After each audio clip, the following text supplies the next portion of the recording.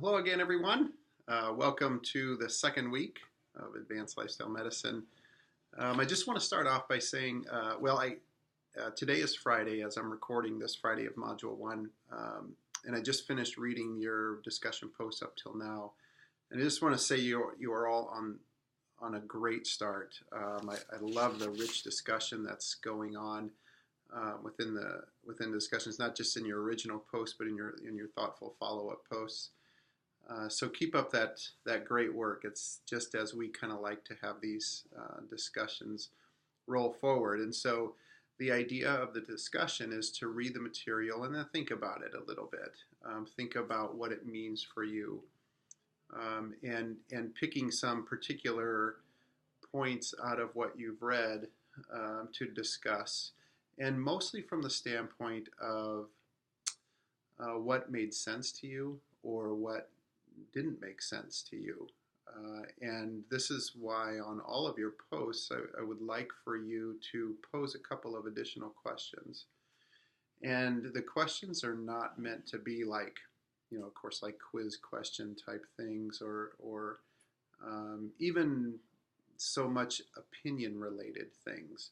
But it is and this takes a little bit of skill to get to what we're talking about here in this question asking side of the course and the program for that matter. But to digress a little bit, what I would love for each of you to have as you finish the program. So I know this is the first course, but thinking about it all the way at the end, is that you actually walk out of here with more questions than you had when you came in. And if you do that, then what that means is you understand the material to a much greater depth than what you, of course, did when you came in. And many times we are conditioned, I think most of the time we're conditioned in our education system to only answer questions. Think about how it was for you, even from kindergarten all the way up through your undergraduate degree and even further beyond that. Most of the time, programs are there to have you just answer questions. That's certainly the way our education system in elementary school and in high school are set up. But real growth in knowledge happens from actually asking more questions, because the end is not discovering some sort of answer. It's not. So this next module, you're going to launch into reading the first 8 chapters of this book on lifestyle medicine. I hope by the end of reading these chapters you have a whole bunch of questions, because the book is not the end-all be-all of lifestyle medicine, nor is any other topic that you're going to discover and study in this course or program. There is so much more to know. And so what I hope you do is question everything like a 2-year-old would do. So all of you who are parents out there and your children are that young age where they say, why? Why? And you say something else, why? It's kind of where you want to be with this. So reading the material from a critical standpoint and say, why is it like that? Why do we do things like this? Why is that outcome like that? Why do we behave like this? Why are our thoughts and processes and cultural norms, why are they like that? It's really in the asking of the questions where we actually gain some depth in our knowledge, and it fosters more desire to look into the topic to a deeper level.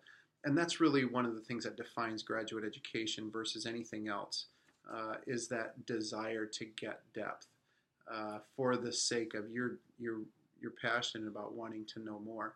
Even at the undergraduate level, most of the time we're in a mindset that we're just trying to answer questions because that gets us to the end of the course. Try not to look at your education like that anymore. Look at it as this is what I really want to know about. And so as you read your material, read it from a critical eye. Why is it like that? Is this even right, what I'm reading here? And if it is right, why is it like that?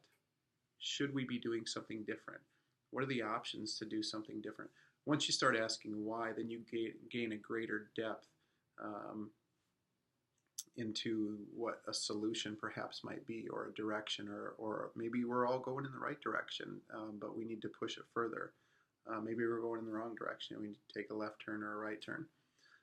So that's the purpose of asking questions. It's not, the questions at the end of your discussions really should not be, what do you think about this? That's kind of opinion related questions, and opinions are fine, but opinions are only our own cultural context. It's very ethnocentric, is a social science term that you could use for that. We're only viewing this situation through our own gaze of experience in just our N of one life. We really need to stay away, I think, from the what do you think about this, because it just represents your own cultural context. So what we're really getting at in the asking questions part is the why and the how and those kinds of things, not as opposed to what's your opinion.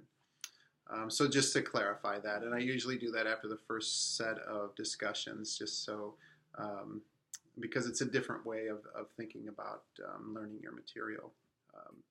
And so anyway, so kudos to you all. You're really going down the right road with this course, and I'm very happy with how the first discussions are going, and I'm looking forward to reading the rest of them and then moving on to onto the module 2. So module 2 then, as I mentioned, is going to cover the first 8 chapters of the Lifestyle Medicine book. It's a pretty quick and easy read in that book, but if there's anything in there that you want to know more about, explore it. Look at the references or other references. There's a lot of material in lifestyle medicine now and the particular components. So dive into it deeper. You're not limited by what we're looking at here. I encourage you to explore other references and other resources. The other thing that's going on in Module 2 is you have a project. You have what I call a survey project. And so the survey project is for you to explore in your own, through your own methods, a little research methods. This is really a mini research project that you're going to survey 10 people. They're adults, 18 and older, and you ask them one simple question. Describe 3 things that would make you healthier. And the question was written purposefully to use the word things so that you don't define things for them. You want the person you're asking to define what things mean. You also don't define what healthier means. You want them to define what healthy means to them.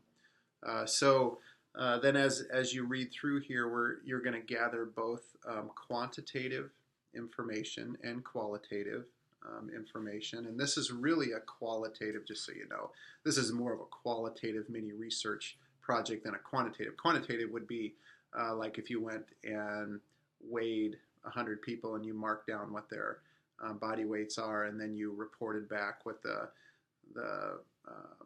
range, the low, the high, the mean, the median for body weight. Those would be more quantitative data. This is qualitative because you're asking a question and you're recording what they say, although we can work in some quantitative methods in here by, as the directions say, by categorizing them. So put these into broad categories of someone saying maybe exercise, or someone saying maybe go to the doctor, or someone saying maybe sleep more, or whatever. So there, this is one of the things with doing qualitative research like this. Some people say the same things and use different words. So this takes a little bit of thoughtfulness on the researcher's side, which you all become now, to extract that. What do they really mean? What are they saying there? Are they saying the same thing as someone else, but are they using a different word? So as you put these responses into separate categories, think about it in that way, that someone may be using different words but saying the same thing. And so you then tally those up and then report those out as it says in the instructions here. And then what I'll do is take that information and look at it in aggregate and to kind of give you a report back on to say, here's how many common themes we actually had and what the categories are. It's really interesting to look at it and see how it compares to the article that you just read from County Health Rankings, where it says these are the broad categories that determine what health is. And we'll see if the people who answered in your little research project matches up with what County Health Rankings says. So you'll have 10 people, and each person is going to say 3 things. So each of you should have 30 data points for that. The other qualitative part is for you to actually get a direct quote from what they say and report that out as qualitative data on how someone explains what health actually means. And again, it's all in the directions in the syllabus and on a blue line, of course. And so if you have questions on that, certainly email me and I'll try to clarify. And then you write a 1-page summary about it. And those things are due by Sunday of Module 2, or by the end of the second week. I'm looking forward to this. I've done this a couple of times before. I love this project because it helps everyone sort of get into what we're talking about for information, actually talk to people, and start to make sense of this in a real-time scenario. So anyway, so keep up the good work. I'm really enjoying reading the discussions, as I said, and if there's anything that you need from me question-wise, any clarifications, please just let me know. I'd be happy to send something back out, because sometimes that happens with these projects. So just let me know. All right, well, have a good week. Enjoy the readings. Enjoy the survey project, and we'll talk to you again soon.